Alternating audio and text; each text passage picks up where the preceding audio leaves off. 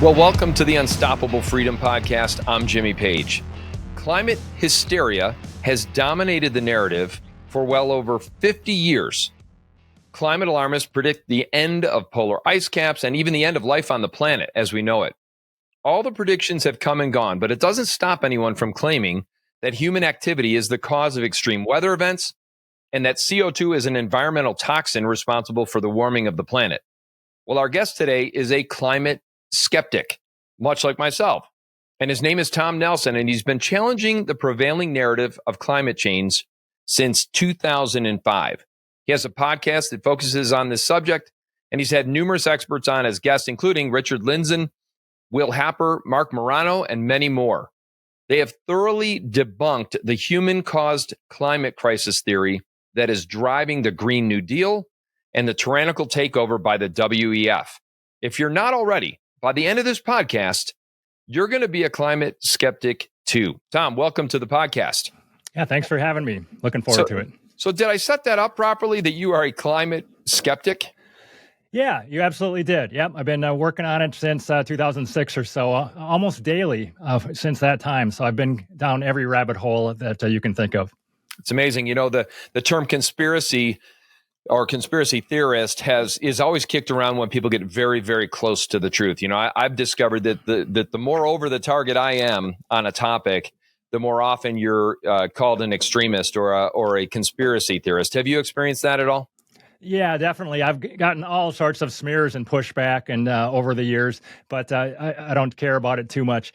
I mean, I don't see it as a conspiracy, this whole thing. I think there's an enormous amounts of groupthink. I think that is the biggest problem. What has led so many people astray and why so many even scientists believe in this whole thing is it's groupthink. That they think someone else has proven that CO2 is the climate control knob and that the weather is getting worse and all this other stuff. And they haven't looked at it for themselves. But what I constantly say is any ordinary person, you can dig into this data for yourself. It's not that difficult to sanity check what they're telling us against what's actually happening. Anybody who can look at graphs and use Google can figure this stuff out. Well, and that's why I love what you're doing, because you've kind of taken the time to do a lot of the homework, right? I love when, you post back and forth on social media and everyone says, well, show us the research. I'm like, hey, listen, spend 15 minutes yourself to try and do some research on this, and you will find what the rest of us have found. And, the truth is this, everyone I've ever talked to cares about the environment. Yeah. We all want to take good care of this planet. I have yet to meet someone that thinks it's okay to destroy this planet where we live. In fact, most people truly believe in being a good steward, marshaling its resources. We want clean air. We want clean water. We want healthy food and a healthy environment to raise our families in. Why are climate skeptics labeled as, so often anyway, as people who hate the environment? Yeah, it's completely ridiculous. I mean, I have kids of my own. They're in their 20s now. And I certainly, I'm not doing this because I hate kids or I don't care about my own kids. I want the best future possible for them. But this whole idea of it's going to make their future better if we fight against carbon dioxide is completely crazy, because carbon dioxide isn't a pollutant. There isn't too much of it. So to be worried about our future because of carbon dioxide is just totally ridiculous. And it can lead us to do a lot of things that don't make any sense and to make their future worse. So I'm trying to fight on the side of science because I want the future to be the best it can be for our kids. Exactly. And I think this is why, we kind of have divided this up into the people that want the environment to be healthy and those that don't want it to be healthy. When the truth is that dichotomy, that division is just a tool to be able to usher in this agenda. And I don't believe this is by accident. I actually believe that this whole climate hoax is done for a reason, many reasons. I think it starts with the UN. I think it's related to the World Economic Forum, and on it goes. But aside from that, I think we need to be able to take back this idea that we all care about the environment and that the solutions that they're proposing are for a problem that doesn't exist. Would you agree with that? I would totally agree with that. Yeah, this whole idea that even the executives at Exxon, that they're just evil people that just want money and they don't care if we all die. I mean, that's kind of the narrative that's how evil they are. But I have seen no evidence that there's anybody like that. I totally agree with you. People want the best for our kids. So this dividing us into two sides, it's complete baloney. Exactly. And the real debate, we've lost the debate. I remember as a kid growing up, the issue was pollution, right? Hey, we've got to stop this pollution. We are polluting the planet. And we were. I mean, if you think about it, the level of toxic material that we would put into the air, our water was contaminated, which, by the way, our water is contaminated now, probably like never before, because of the pharmaceuticals that are found in there, because of all the toxic material we're putting on our soils. I mean, that's a whole nother topic. But back then it was like, hey, we all need to pitch in to clean up the environment. It was all about cleaning up the environment, handling pollution. And now it's morphed into the fact that human beings are the enemy and that we're the cause of this hoax, which is global warming. And as a result, we have to take extreme measures to stop it. Yeah, I completely agree with that. I think one big thing that's happened here is that the control of carbon dioxide allows people to control every aspect of our lives. So it's just, if it's local pollution that they're fighting somewhere in some city, that doesn't allow people to globally control everybody. And this whole idea of controlling carbon dioxide, Richard Lindzen said, controlling carbon is a bureaucrat's dream. If you control carbon, you control life. So I think the people, the WEF type of people, are completely clinging to this idea because there's so much power and money that's at stake. And if people realize that CO2 isn't a pollutant, then that really changes global control. Boy, that's a big topic, right? This is the big deal, right? Because if carbon is the problem, which science would say it is not, and in fact, we've had much more carbon dioxide in the atmosphere than we do now. If you look back in history of the planet, I mean, we're not even close to the peak levels of CO2 in the atmosphere as we are in history. Are we actually in the middle of a climate crisis? We 100% are not in the middle of a climate crisis. There's zero evidence of any climate crisis. And again, I've been down every rabbit hole. This whole idea that cyclones are getting worse, droughts, floods, name anything you want. None of that stuff is getting worse. So there's nothing wrong with our climate or weather that hasn't been wrong with it for every other year in human history. And Tony Heller is one guy who really does a great job of sanity checking that type of thing.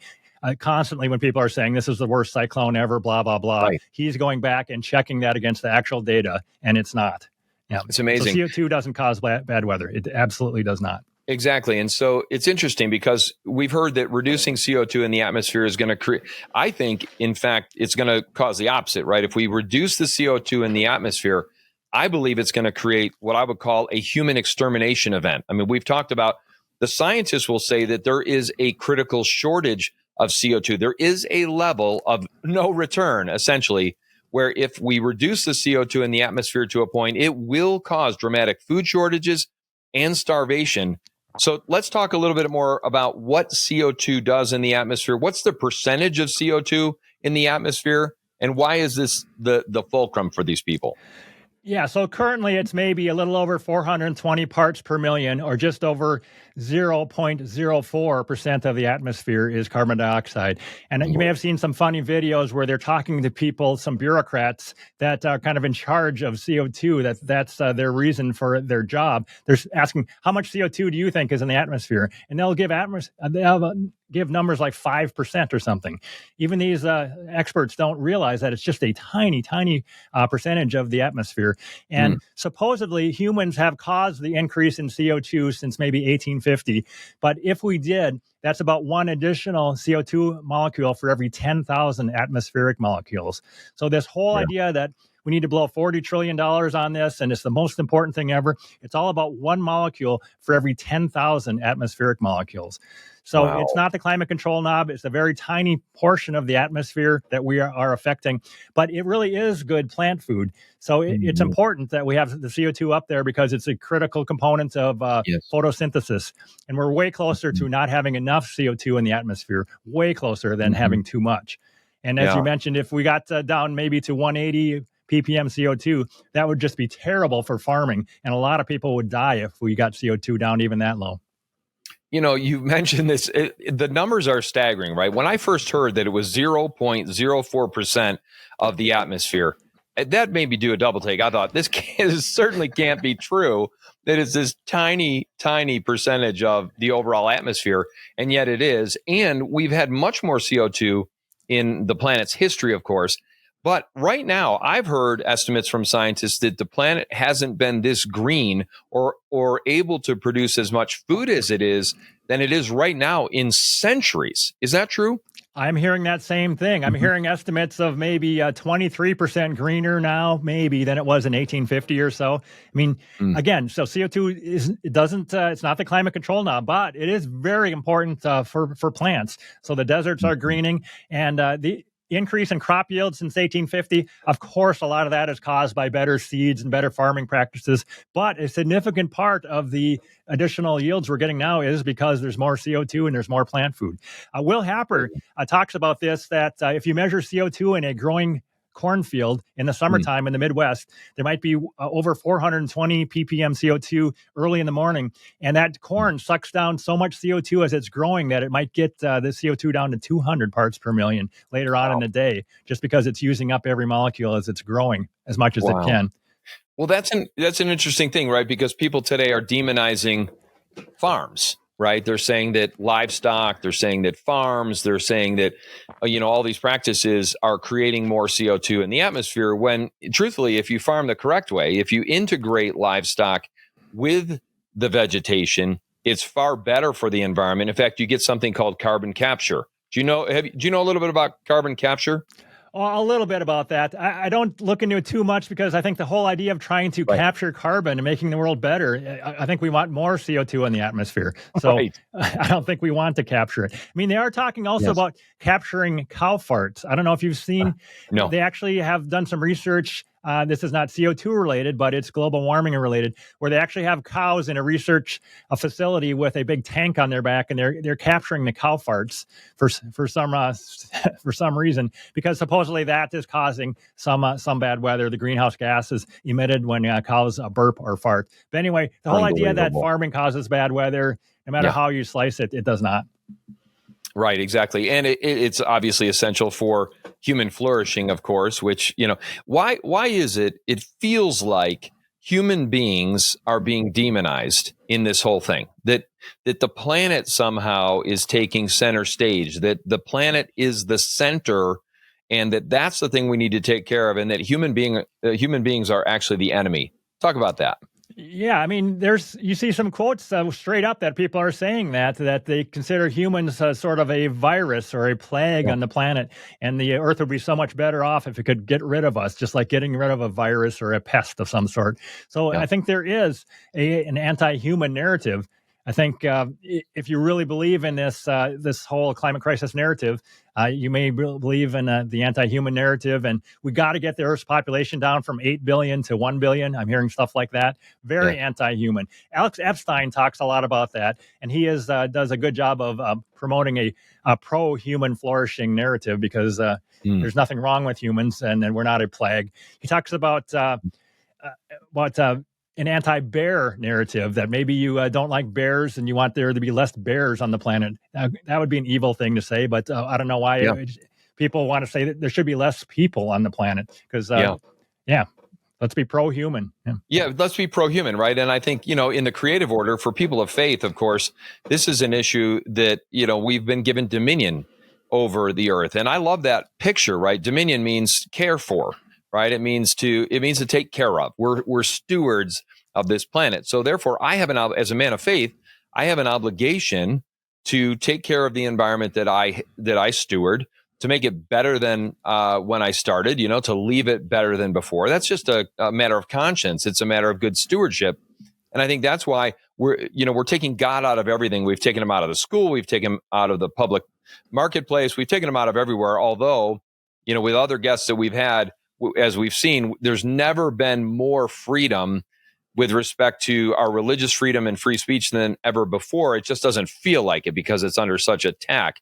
But I think the more you remove God from the equation, the less important man is. In fact, now man can be an enemy of the planet.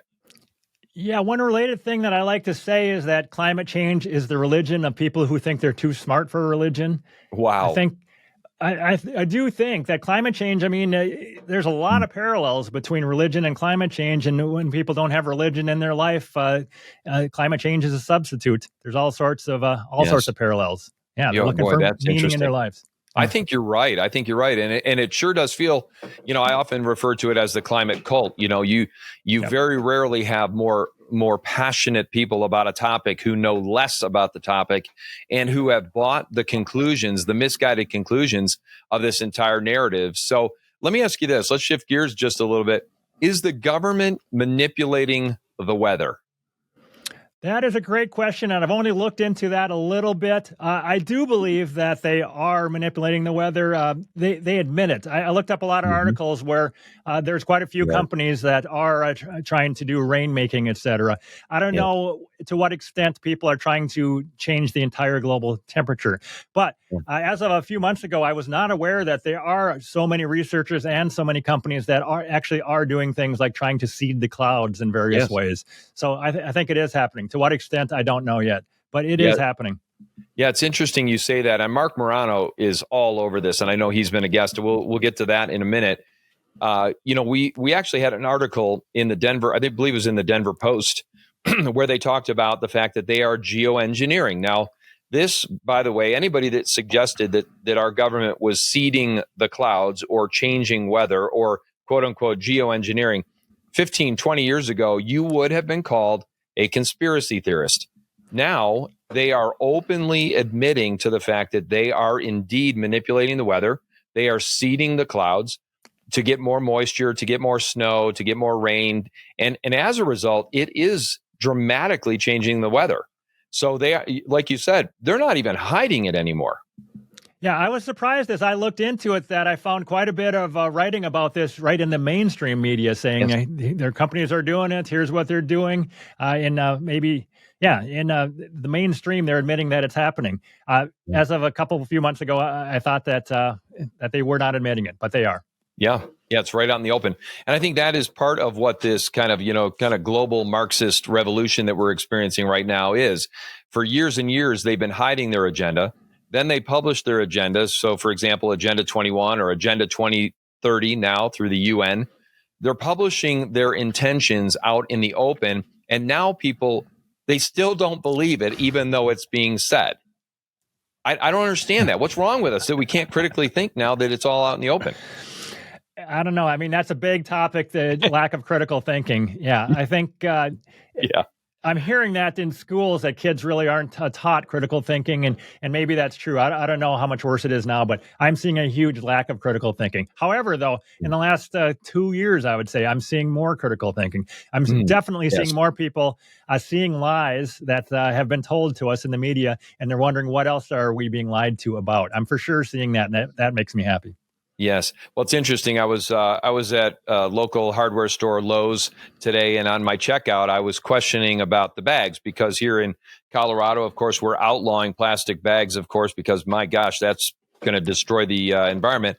And I asked the young lady at the checkout, I said, well, she says, oh, you don't like plastic bags? I said, no, I like plastic bags. They're actually efficient. And she says, well, they're bad for the environment. I said, what would you prefer? And she said, oh, paper bags.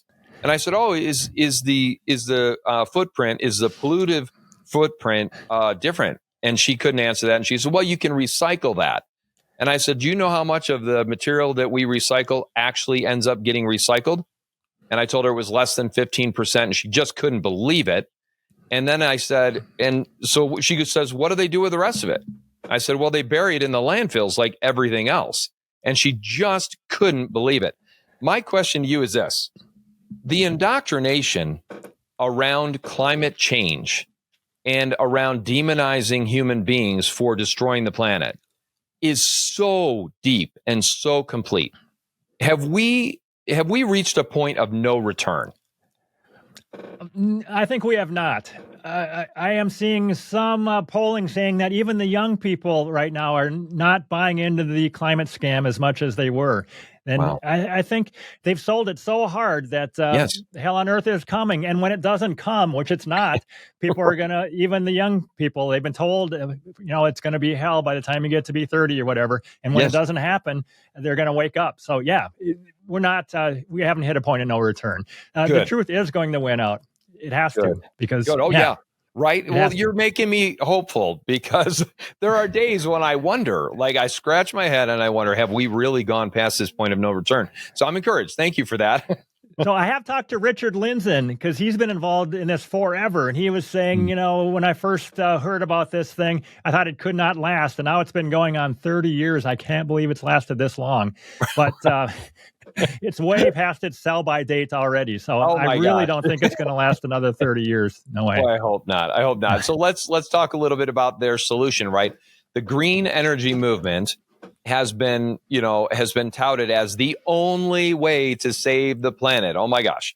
And I've done a lot of research on this as well. Is green energy really green, or is it actually toxic and bad for the environment? Yeah, I would say most of it is toxic and bad for the environment, and it's not profitable. There's there's all sorts of. I'm constantly in my feed. I'm seeing stories of green energy that has failed, and people fighting back at a local level, fighting back against green energy. And I think that has already peaked. I would say. I mean, they're pushing it as hard as they can, but. It's generally, some people call it Rube Goldberg energy. We already have a good, reliable power grid, and we're going to try to replace that with wind turbines and solar panels. And it does not make sense. It just does not work at all in a reliable way. It makes our grid way worse in general. So, it's just a crazy way to do it. And people are becoming more awake to all the problems with mining cobalt, having kids mining cobalt in Africa. And people are figuring out that the wind turbines are not recyclable, that they wear out way quicker than you think. And then people are just bulldozing dirt over them in landfills. Yeah. They're not recycling them. And right now you can't recycle solar panels. And there's all sorts of problems if you have a solar field out there and it gets hit by hail. There's all sorts of chemicals leaching into the ground. There's just tons of unintended consequences that people are waking up to. It's amazing, too. Like you said, the resources used, the child slave labor being used all around the world to produce these minerals, and now we've had this push towards electric vehicles for so long. And from the very beginning, none of this made any sense. And of course, now the real information is coming out that these electric vehicles aren't any better for the environment. In fact, it can be argued that they are significantly worse for the environment. Batteries, for example, weigh over 1,200 pounds. And now we're seeing that the damage to the roads is creating unbelievable repair problems, unbelievable use of carbon materials, which, of course, I don't care because carbon isn't the enemy. But batteries are actually toxic to the environment. They're non-recyclable. Talk about this. Yeah, I'm reading the same things that you are. I have read an estimate, I believe, that to make maybe a Tesla battery, you have to move 500,000 pounds of earth to do that. But so it takes an enormous amount of fossil fuel, usually diesel fuel, lots of mining, and you got to ship the parts around. It takes a lot of fossil fuel to make that battery, and then it doesn't last very long, and there's no good way to recycle it. And it is dangerous in an accident. I'm finding that out too, that if your Tesla gets involved in an accident and they don't know if the battery has been harmed or not, it's dangerous to keep using it. So they might just total your car for your Tesla for an accident that would not total a regular gas-powered car. So again, it's all about unintended consequences and finding out that things don't work as well in real life as they did on the drawing board. It's amazing. Over and over, we're seeing that same story over and over. Over and over. And you think a guy like Elon Musk, because I'm a fan of Elon Musk, right? He essentially bought Twitter and restored free speech on that platform, which, by the way, we now know the government was controlling Twitter before Elon Musk, completely censoring everyday Americans, silencing experts in the climate change movement, silencing experts in the medical freedom area for COVID and all the rest. I mean, absolutely silencing people. So I'm a fan of Elon Musk, but at the same time, I'm confused why he doesn't see that these electric batteries are so bad for the environment, so toxic. In fact, I saw a study. You said you touched on the economics of this. It's not even cheaper. In fact, it's much more expensive. A recent study found that electric vehicles, electricity costs the equivalent of $17 a gallon. So, the whole thing is kind of blowing up, isn't it? Yeah, it definitely is blowing up. I've seen no evidence that people in the U.S. Want to use an electric car for their primary vehicle. If they're people that need to drive, get to work and commute, sometimes it could work if you have a very short commute. But mostly Teslas are sold to very rich folks as a kind of a toy or a virtue signaling vehicle. And there's only so many of those customers around. And I think Tesla's financial results are starting to reflect that. So it looks like it's peaked, and there's a lot of backing off already from the whole the whole hysteria that everyone has to drive an electric vehicle to prevent bad weather. Just people are really not buying that anymore. I'm so glad. This is a super encouraging conversation for me. I was just thinking, I saw the CEO, I think it was the CEO of Ford Motor, and he decided that he was going to take one of their electric vehicles, one of their trucks, and take it on a cross-country trip. And he discovered that the whole thing is a disaster, that he couldn't find charging stations. When he did, they were often broken. When he found them, it could take up to 4 to 6 hours to charge his battery. And he's sitting there thinking, is this the way we're going to travel from now on? This is the CEO of Ford Motor. I think people are coming to their senses. Yeah, I'm hearing a lot of similar stories like that people, journalists are taking off on a grand tour, several states tour, and then they're finding out that there's all sorts of range anxiety, and they might have to drive for a long distance without the heater on because they can't make it to the next charging station.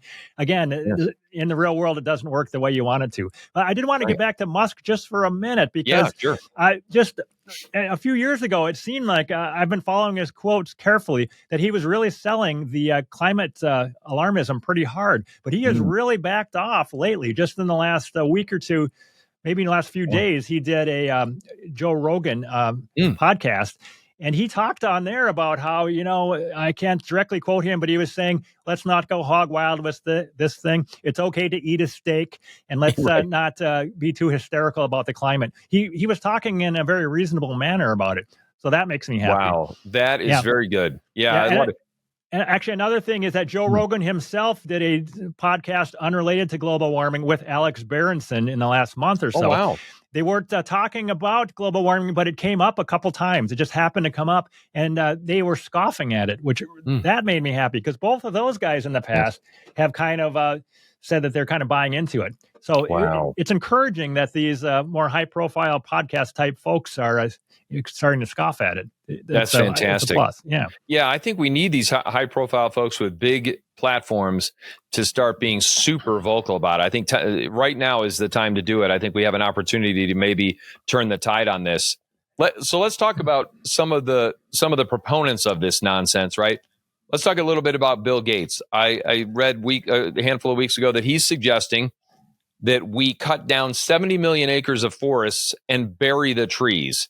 And, like we started the show, I remember when planting trees was good for the environment and for human life. What the heck is going on? Yeah, that's one of the single craziest solutions out of all the crazy solutions. There was a peer-reviewed paper that said the same thing quite a while ago, maybe 10 plus years ago. The peer-reviewed paper said, I think they were going to have 200,000 people employed full-time, and all they were going to do day after day for their full-time job is cut down trees and bury them underground. So that was, there's a carbon in trees so that the trees grow and they suck in carbon dioxide. And if we bury that carbon, we're going to prevent bad weather in the year 2100. So it can hardly get more insane than that the green people want to cut down the trees and bury them using cut them down with hydrocarbon fueled chainsaws and big equipment. It hardly gets any more crazy than that. But it sounds like Bill Gates has resurrected that even now. So I don't trust Bill Gates to have any sort of common sense because I don't think he does have any common sense. I don't either. I view him as an enemy of humanity. Actually, I think actually anyone who is a significant player in the World Economic Forum should be treated as an enemy of humanity with the policies that they're promoting and the way they're destroying not only economics but also our healthcare and now our planet with these ridiculous ideas. Let's talk a little bit about another one of those climate cultists, John Kerry. He recently announced the need to have a warlike effort to essentially shut down the global farming industry. And he said this is his quote, "You can't expect to keep warming the planet and also feed it." But isn't that exactly the solution? A warmer planet produces more food? A warmer planet does produce more food. And People are way too confident that the Earth is going to continue to warm. I think Yeah. that we are going to see cooling between now and 2100 at some point. I don't think it's so complicated. Nobody knows when it's going to happen. But every single time in the past, it's warmed and it's cooled. It never Yeah. just continues to warm forever. It never cools forever. It goes in cycles. So the way to bet is that it's going to continue to go in cycles.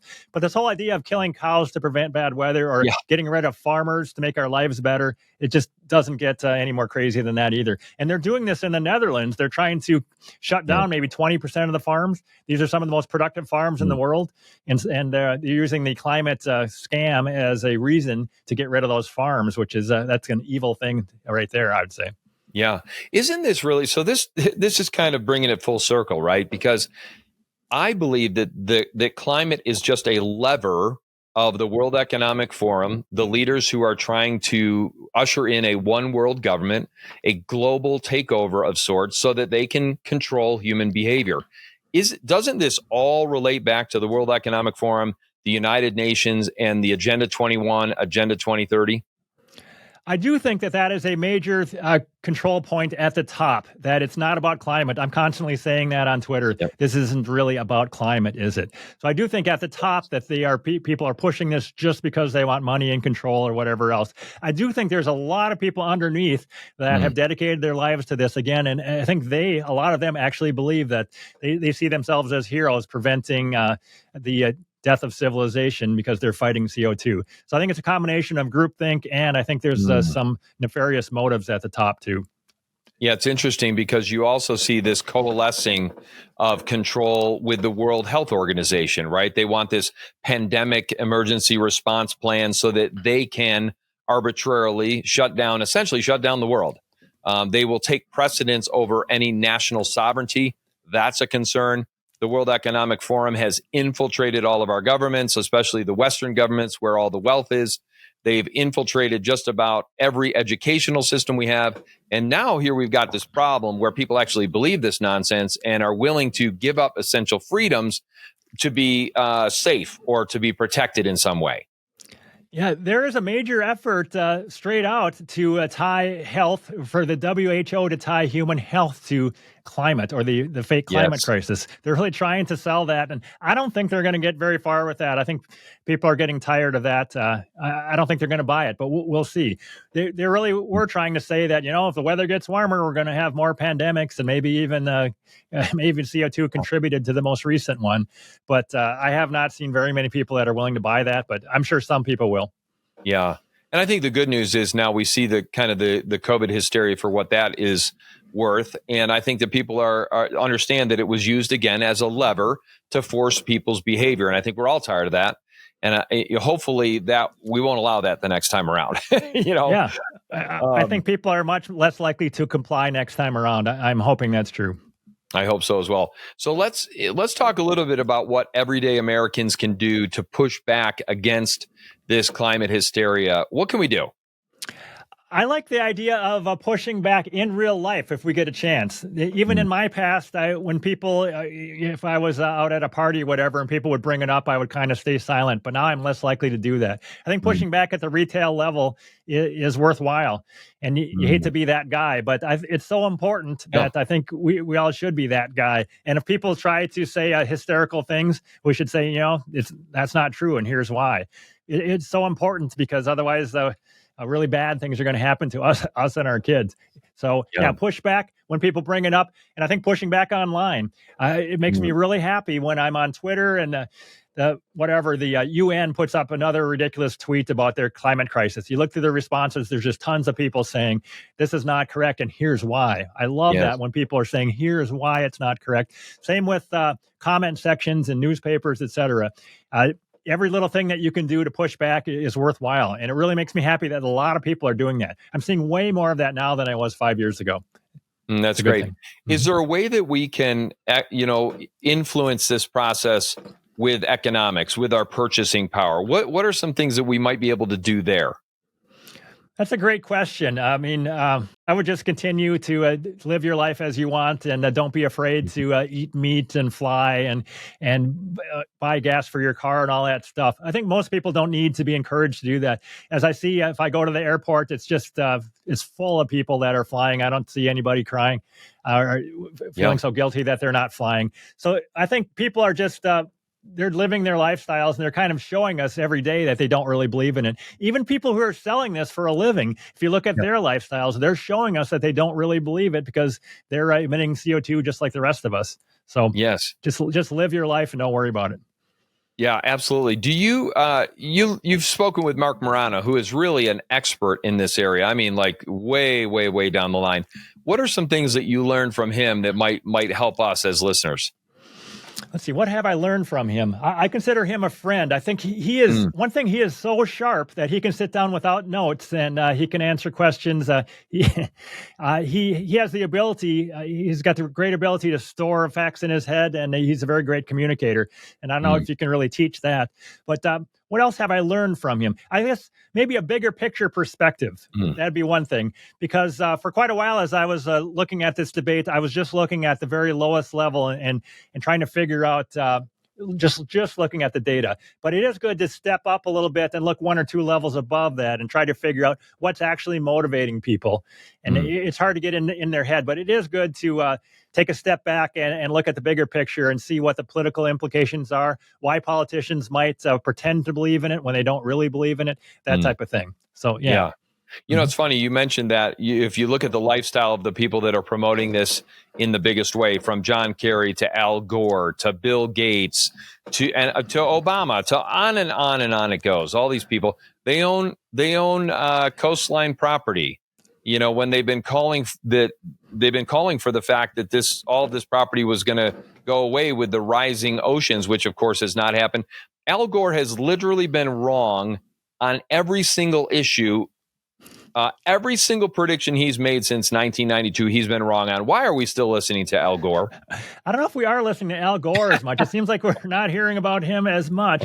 But you bring up Obama, and he's just another example of a guy who's living exactly as a person who doesn't believe this at all. He would constantly fly to Hawaii for his vacations on a plane that got 1/4 of a mile per gallon, not 4 miles per gallon, but 0.25 miles per gallon. We're just burning enormous amounts of hydrocarbon fuel. And they said, we're supposed to be encouraged to set our heating not too high in the winter because we're trying to save energy. But someone said that you could grow orchids in his office in the White House because he liked it so hot in there. So it's just kind of interesting that the Earth's supposed to be too hot, but this guy's turning up the heat because he likes it hot and he doesn't really care about energy conservation in his real life. So I think it is good to see that if I actually believed that CO2 might kill my kids, I would live as I would set an example. But even the believers don't actually believe. That's an important point. They don't actually believe what they're saying. That's right. And I really do believe this is a tremendous transfer of wealth. This is a tremendous transfer of wealth from the peasant class, from the middle class, which is shrinking, to the elite class, to all these people that claim to know better, that say one thing and live a different way. This is another wealth transfer, a transfer of wealth from common folks to the elite class, just like COVID was. COVID created more elite billionaires and impoverished more people around the world than any other hoax in world history, really. And I think the good news is we're not falling for this nonsense anymore. And that's why we do these shows, because we want people to wake up and we want people to say, oh, maybe what they're saying isn't quite true. There's a documentary out, and I think the subtitle is, Will You Eat Bugs? And I find it fascinating. It's through Epoch Times. Have you seen that documentary? And will you ever eat bugs instead of meat? I haven't seen that one. I would like to see that one, but it's just really weird that they would pick this. They would try to get us to eat bugs. I don't know what % of Americans are ever going to eat bugs, go out of their way to eat bugs because they think it's going to prevent bad weather. It's very puzzling that they would even broach that subject. that I don't know what they're thinking, because they're not going to. It's not going to happen. That's not happening. I did want to mention that you talked about this transfer of wealth. That there's a couple of actual names of people, really rich people, who are getting our money. And one is Elon Musk through Tesla. He's gotten so much through the climate scam. He's gotten so many subsidies, so many tax credits, and it's flowing from us to him. And same thing with Warren Buffett, that his Berkshire Hathaway has done an enormous amount of work in the wind industry. So it's kind of interesting that ordinary people paying their bills, their money is being funneled to Warren Buffett, who already has more money than we can even imagine. So it's just crazy that transfer of wealth is happening. We're supposed to be doing this with a smile on our face because we're preventing bad weather, but it's just a scam. It is a scam. And, I think the entire system, the entire green energy system would collapse overnight without these government subsidies, wouldn't it?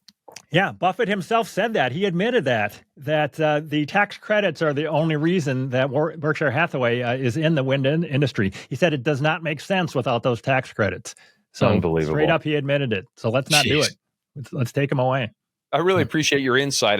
Number one, I think you've given us a lot of hope, right? That people are waking up to the truth about the climate hoax, that it is not human induced, that CO2 is not the culprit. Any final thoughts that you might have to encourage our listeners and to embolden them to live a free life and not live as though this is an existential threat? No, I would just repeat what I said before about just enjoy your life, that there's absolutely no climate crisis. CO2 is good. Fighting CO2 is insane. So if you're driving around emitting CO2, you're doing a good thing for plants and you're making the world a better place. Don't worry about it. That's a great place to end. Tom, hey, thanks so much for being on the show, and appreciate you, my friend. God bless you. Thanks, Jimmy. Talk to you later. You bet.